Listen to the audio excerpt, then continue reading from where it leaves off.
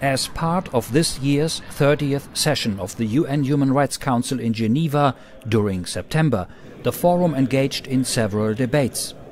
This debate was on the subject of the rights of older persons.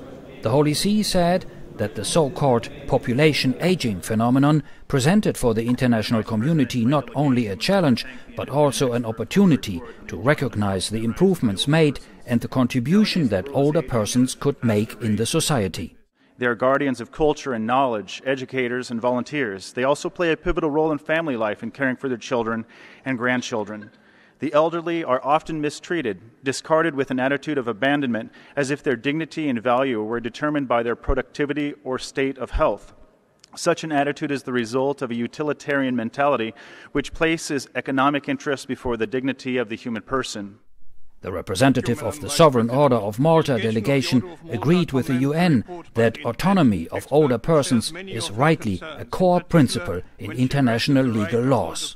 Autonomy is not equal to independence. What is important is to build protection of human rights of older persons in the respect, above all, of their dignity and fostering their independence. In another but not less important council debate, the plight of contemporary forms of slavery was discussed. The Holy See took the floor. The task of the international community is to recognize that we are facing a global phenomenon which exceeds the competence of any one community or country.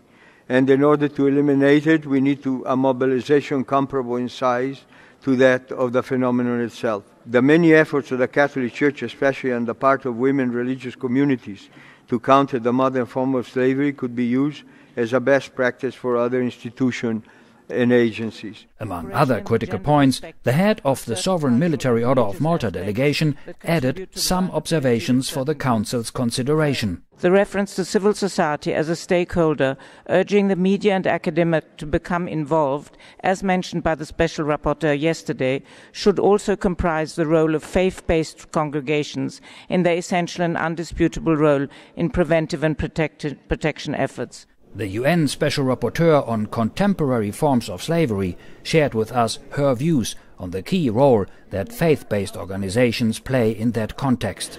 What is also particularly important is that last year the global accord that was signed, fostered by Pope Francis, which invited a number of representatives of faith-based organizations to attend a ceremony honoring slaves in the Vatican City, was particularly important.